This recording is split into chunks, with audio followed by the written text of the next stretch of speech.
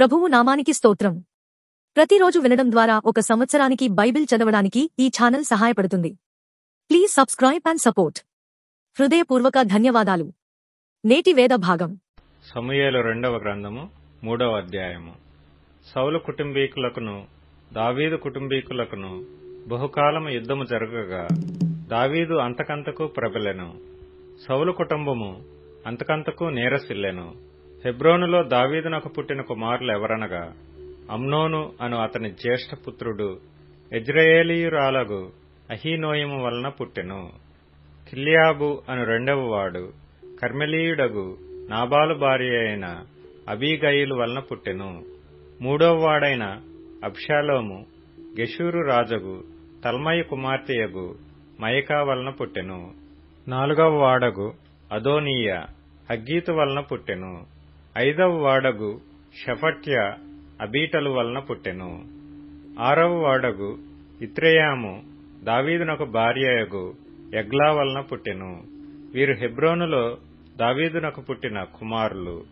సౌలు కుటుంబీకులకును దావీదు కుటుంబీకులకును యుద్ధము జరుగుచుండగా అబ్నేరు సౌలు కుటుంబీకులకు బహు సహాయం చేసెను. అయ్యా కుమార్తె అయిన రిస్పాయను ఒక ఉపపత్ని సౌలుకుండెను. నా తండ్రికి ఉపపత్నియగు దానిని నీవెందుకు కూడితివని ఇష్బోషెతు అబ్నేరును అడగగా అబ్నేరును ఇష్బోషెతు అడిగిన మాటకు బహుగా కోపించుకొని, నిన్ను దావీదు చేతికి అప్పగింపక నీ తండ్రి అయిన సౌలు ఇంటి వారికిని అతని సహోదరులకును అతని స్నేహితులకును ఈవేళ ఉపకారం చేసిన నన్ను యూదావారికి చేరిన కుక్కతో సమానునిగా చేసి ఈ దినమున ఒక స్త్రీని బట్టి నా మీద నేరము మోపుదువా? యెహోవా దావీదునకు ప్రమాణము చేసిన దానిని అతని పక్షమున నేను నెరవేర్చని ఎడల దేవుడు నాకు గొప్ప అపాయము కలుగజేయునుగాక. సౌలు ఇంటి వారి వశము కాకుండా రాజ్యమును తప్పించి దాను మొదలుకొని బెయేర్షెబా వరకు దావీదు సింహాసనమును ఇశ్రాయేలు వారి మీదను యూదా వారి మీదను నేను స్థిరపరచెదనెను. కావున ఇష్బోషెతు అబ్నేరునకు భయపడి ఇక ఏ మాటయూ పలకలేకపోయెను. అబ్నేరు తన తరపున దావీదు నద్దుకు దూతలను పంపి, ఈ దేశము ఎవరిది? నీవు నాతో నిబంధన చేసిన ఎడల నేను నీకు సహాయము చేసి ఇశ్రాయేలు వారిని అందరినీ నీ తట్టు తిప్పెదనని వర్తమానము పంపగా దావీదు, మంచిది, నేను నీతో నిబంధన చేసెదను. అయితే నీవు ఒక పని చేయవలెను. నా దర్శనమునకు వచ్చునప్పుడు సౌలు కుమార్తెయగు మీకాలును నా యొద్దకు తోడుకొని రావలెను, లేదా నీకు దర్శనము దొరకదనెను. మరియు దావీదు సౌలు కుమారుడగు ఇష్బోషెతు నొద్దకు దూతలను పంపి, ఫిలిష్తీయులలో 100 మంది ముందోళ్లను తెచ్చి నేను పెళ్లి చేసుకొనిన మీకాలును నాకు అప్పగింపుమని చెప్పుడనగా, ఇష్బోషెతు దూతను పంపి లాయిషు కుమారుడగు పల్తీయేలు అను దాని పెనిమిటి యొద్ద నుండి మీకాలును పిలువనంపెను. దాని పెనిమిటి బహూరీము వరకు దాని వెనుక ఏడ్చుచూ రాగా అబ్నేరు నీవు తిరిగి పొమ్మనెను గనుక అతడు వెళ్లిపోయెను. అంతలో అబ్నేరు ఇశ్రాయేలు వారి పెద్దలను పిలిపించి, దావీదు మిమ్మును ఏలవలనని మీరు ఇంతకు మునుపు కోరితిరి గదా? నా సేవకుడైన దావీదు చేత నా జనులకు ఇశ్రాయేలీలను ఫిలిష్తీయుల చేతిలో నుండియు వారి శత్రువులందరి చేతిలో నుండియు విమోచించెదనని యెహోవా దావీదును గూర్చి సెలవిచ్చి ఉన్నాడు గనుక మీ కోరిక నెరవేర్చుకొనుడని వారితో చెప్పెను. మరియు అబ్నేరు బెన్యామీనీయులతో అలాగున మాట్లాడిన తరువాత హెబ్రోనునకు వచ్చి ఇశ్రాయేలు వారి దృష్టికిని బెన్యామీనీయులందరి దృష్టికిని ప్రయోజనమైన దానిని దావీదునకు పూర్తిగా తెలియజేసెను. అందునిమిత్తమై అబ్నేరు 20 మందిని వెంటబెట్టుకుని హెబ్రోనులోనున్న దావీదు నొద్దకు రాగా దావీదు అబ్నేరుకును అతని వారికిని విందు చేయించెను. అంతటా అబ్నేరు, నేను పోయి ఇశ్రాయేలు వారినందరినీ నా ఏలిన వాడవగు నీ పక్షమున సమకూర్చి వారు నీతో నిబంధన చేయునట్లును నీ చిత్తానుసారముగా నీవు రాజరికము వహించి కోరిన దాని అంతటి మీద ఏలునట్లును చేయుదునని దావీదుతో చెప్పి దావీదునొద్ద సెలవు పుచ్చుకొని సమాధానముగా వెళ్లిపోయెను. పిమ్మట దావీదు సేవకులను యోవాబును బందిపోటు నుండి బహు విస్తారమైన దోపుడు సొమ్ము తీసుకొని రాగా అబ్నేరు హెబ్రోనులో దావీదునొద్ద లేకపోయెను. దావీదు అతనికి సెలవిచ్చి ఉన్నందున అతడు సమాధానముగా వెళ్లిపోయి ఉండెను.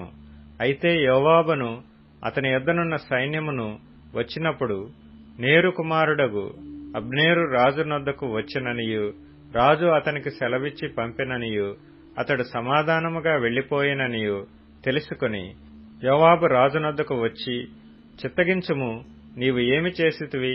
అబ్నేరు నీ యొద్దకు వచ్చినప్పుడు నీవెందుకు అతనికి సెలవిచ్చి పంపివేసితివి?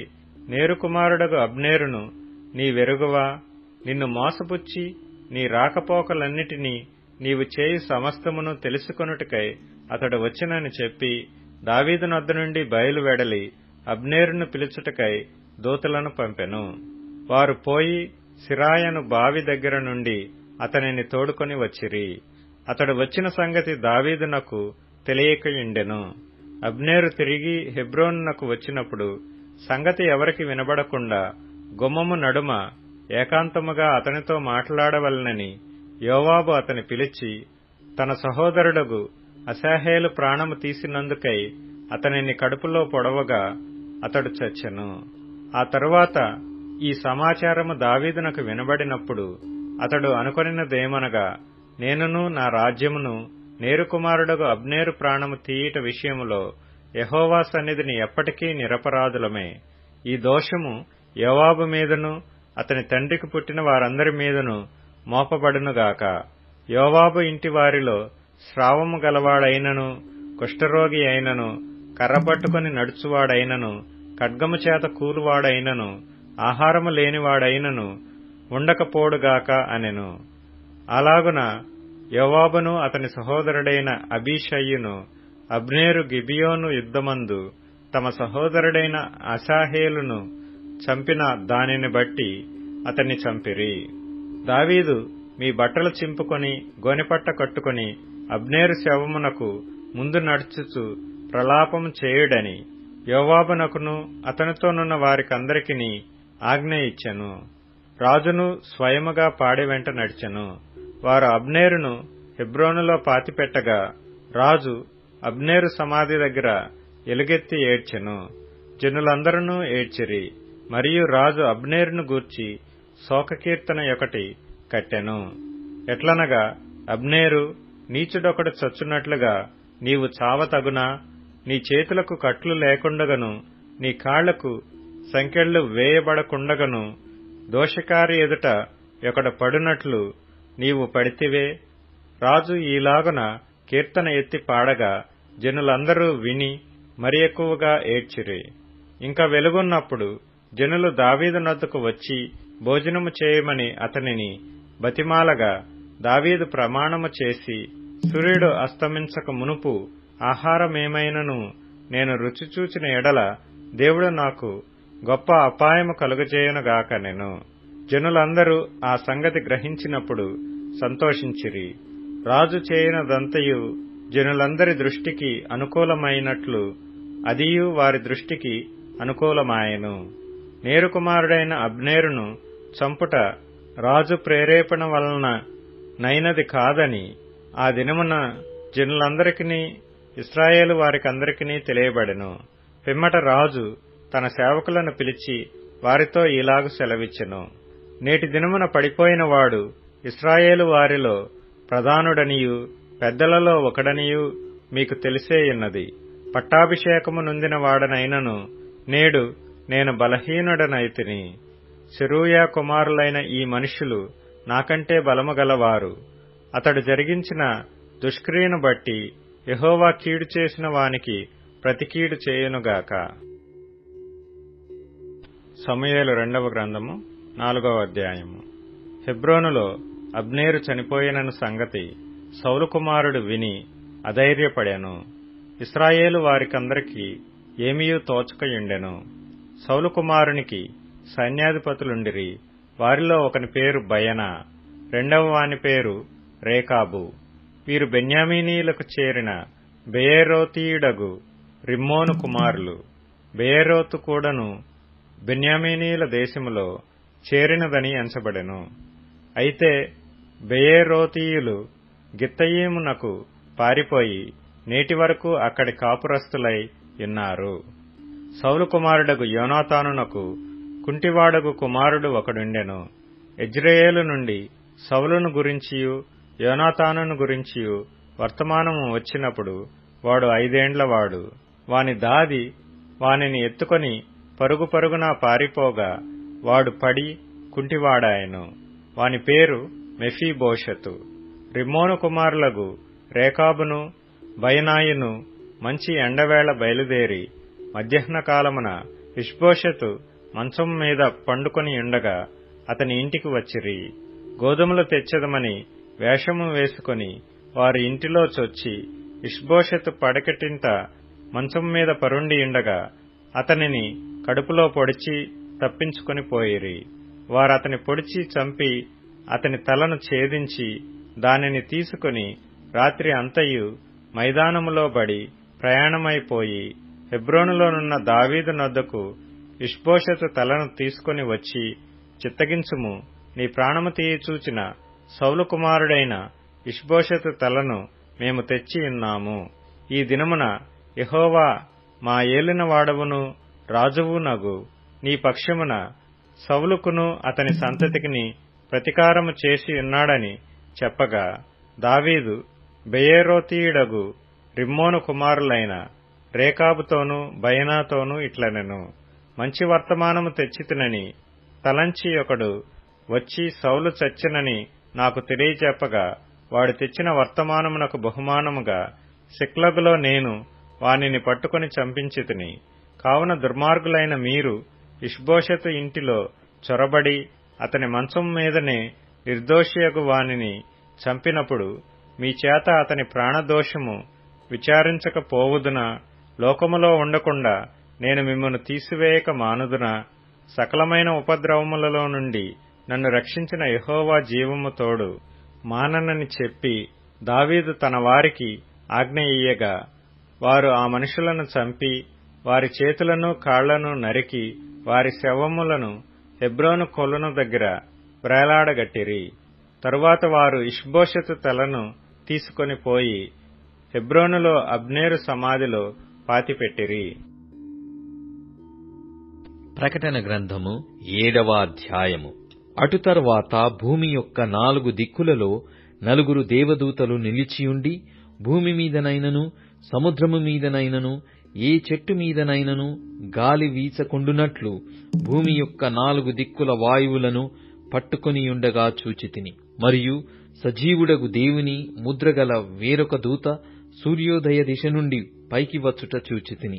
భూమికిని సముద్రమునకును హాని కలుగజేయుటకై అధికారము పొందిన ఆ 4 దూతలతో ఈ దూత, మేము మా దేవుని దాసులను వారి నొసల్లయందు ముద్రించు వరకు భూమికైనను సముద్రమునకైనను చెట్లకైనను హాని చేయవద్దని బిగ్గరగా చెప్పెను. మరియు ముద్రింపబడిన వారి లెక్క చెప్పగా వింటిని. ఇశ్రాయేలుల గోత్రములన్నిటిలో ముద్రింపబడిన వారు 144,000 మంది. యూదా గోత్రములో ముద్రింపబడిన వారు 12,000 మంది. రూబేను గోత్రములో 12,000 మంది. గాదు గోత్రములో 12,000 మంది. అషేరు గోత్రములో 12,000 మంది. నఫ్తాలి గోత్రములో 12,000 మంది. మనష్షే గోత్రములో 12,000 మంది. షిమ్యోను గోత్రములో 12,000 మంది. లేవి గోత్రములో 12,000 మంది. ఇశ్శాఖారు గోత్రములో 12,000 మంది. జెబులూను గోత్రములో 12,000 మంది. యోసేపు గోత్రములో 12,000 మంది. బెన్యామీను గోత్రములో 12,000 మంది ముద్రింపబడిరి. అటు తరువాత నేను చూడగా, ఇదిగో, ప్రతి జనములలో నుండియు ప్రతి వంశములలో నుండియు ప్రజలలో నుండియు ఆయా భాషలు మాటలాడు వారిలో నుండియు వచ్చి ఎవడును లెక్కింపజాలని ఒక గొప్ప సమూహమును కనబడెను. వారు తెల్లని వస్త్రములు ధరించుకొన్నవారై ఖర్జూరపు మట్టలు చేత పట్టుకొని సింహాసనము ఎదుటను గొర్రెపిల్ల ఎదుటను నిలవబడి, సింహాసనాసీనుడైన మా దేవునికిని గొర్రెపిల్లకును మా రక్షణకై స్తోత్రమని మహాశబ్దముతో ఎలుగెత్తి చెప్పినది దేవదూతలందరూ సింహాసనము చుట్టూను పెద్దల చుట్టూను ఆ 4 జీవుల చుట్టూను నిలబడియుండిరి. వారు సింహాసనము ఎదుట సాష్టాంగపడి, ఆమేన్, యుగయుగముల వరకు మా దేవునికి స్తోత్రమును, మహిమయు, జ్ఞానమును, కృతజ్ఞతాస్తుతియు, ఘనతయు, శక్తియు, బలమును కలుగును కాకని చెప్పుచు దేవునికి నమస్కారము చేసిరి. ఆమేన్. పెద్దలలో ఒకడు తెల్లని వస్త్రములు ధరించుకొనియున్న వీరెవరు, ఎక్కడి నుండి వచ్చిరని నన్ను అడిగెను. అందుకు నేను, అయ్యా, నీకే తెలియననగా అతడు ఇలాగు నాతో చెప్పెను. వీరు మహాశ్రమల నుండి వచ్చిన వారు. గొర్రెపిల్ల రక్తములో తమ వస్త్రములు ఉదుకుకొని వాటిని తెలుపు చేసుకొని, అందువలన వారు దేవుని సింహాసనము ఎదుట ఉండి రాత్రింబగళ్లు ఆయన ఆలయములో ఆయనను సేవించుచున్నారు. సింహాసనాసీనుడైన వాడు తానే తన గుడారము వారి మీద కప్పును. వారికి ఇక మీదట ఆకలి అయినను దాహమైనను ఉండదు. సూర్యుని ఎండ అయినను ఏ వడగాలి అయినను వారికి తగలదు. ఎలయనగా సింహాసన మధ్యమందుండు గొర్రెపిల్ల వారికి కాపరి అయి జీవజలముల బుగ్గల యొద్దకు వారిని నడిపించును.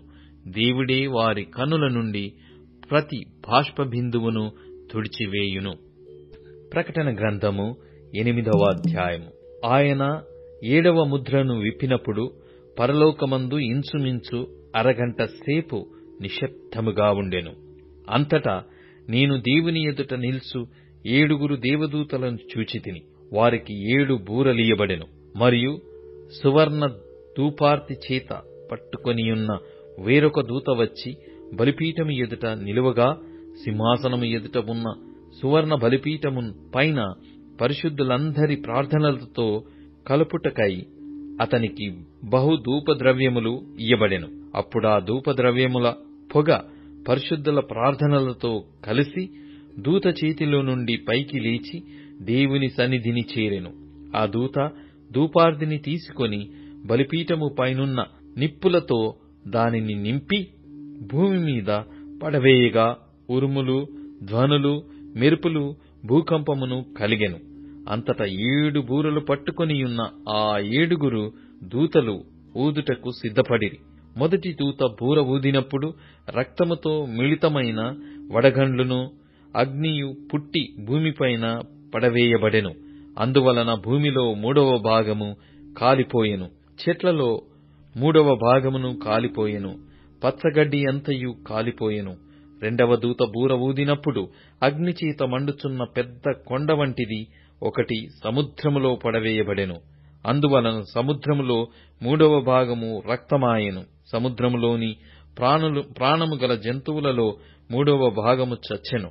ఓడలలో 3వ భాగము నాశనమాయెను. 3వ దూత బూర ఊదినప్పుడు దివిటీవలే మండుచున్న ఒక పెద్ద నక్షత్రము ఆకాశము నుండి రాలి నదుల 3వ భాగము మీదను నీటి బుగ్గల మీదను పడెను. ఆ నక్షత్రమునకు మాచిపత్రి అని పేరు.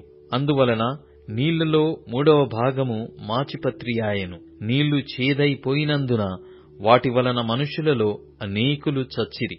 4వ దూత బూర ఊదినప్పుడు సూర్య చంద్ర నక్షత్రములలో 3వ భాగము చీకటి కమ్మునట్లును, పగటిలో 3వ భాగమున సూర్యుడు ప్రకాశింపకొండునట్లును, రాత్రిలో 3వ భాగమున చంద్ర నక్షత్రములు ప్రకాశింపకొండునట్లును వాటిలో 3వ భాగము కొట్టబడెను. మరియు నేను చూడగా ఆకాశ మధ్యమున ఒక పక్షిరాజు ఎగురుచు బూరలు ఊదబోచున్న 3 దూతల బూరల శబ్దముల బట్టి భూనివాసులకు అయ్యో అయ్యో అయ్యో అని గొప్ప స్వరముతో చెప్పుట వింటిని. కీర్తనల గ్రంథం 135వ కీర్తన. యెహోవాను స్తుతించుడి, యెహోవా నామమును స్తుతించుడి. యెహోవా సేవకులారా, యెహోవా మందిరములో, మన దేవుని మందిరపు ఆవరణములలో నిలుచుండు వారలారా, యెహోవాను స్తుతించుడి. యెహోవా దయాళుడు, యెహోవాను స్తుతించుడి. ఆయన నామమును కీర్తించుడి, అది మనోహరము. యెహోవా తన కొరకు యాకోబును ఏర్పరచుకొనెను, తనకు స్వకీయ ధనముగా ఇశ్రాయేలును ఏర్పరచుకొనెను. యెహోవా గొప్పవాడనియు మన ప్రభువు సమస్త దేవతల కంటే గొప్పవాడనియు నేనెరుగుదును.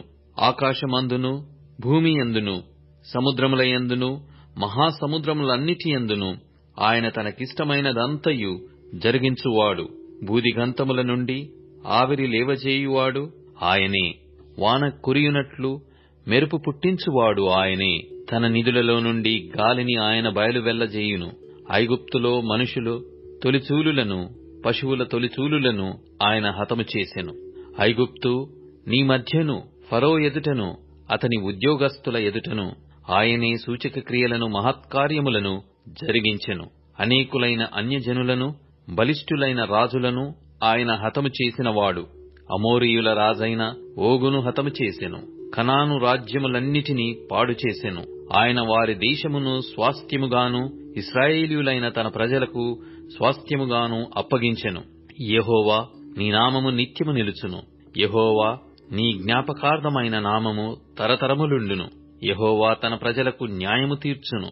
తన సేవకులను బట్టి ఆయన సంతాపము నొందును. అన్యజనుల విగ్రహములు వెండి బంగారువి. అవి మనుష్యుల చేతి పనులు.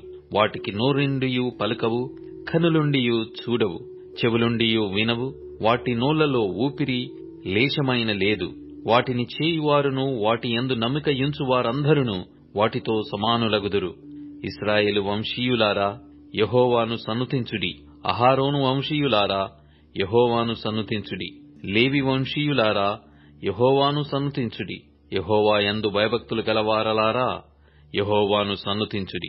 యెరూషలేములో నివసించు యెహోవా సియోనులో నుండి సన్నుతింపబడునుగాక. యెహోవాను సన్నుతించుడి. ఇప్పుడు tune in, Spotify, Amazon music మరియు యూట్యూబ్ మ్యూజిక్ లో కూడా అందుబాటులో ఉంది. Please follow us.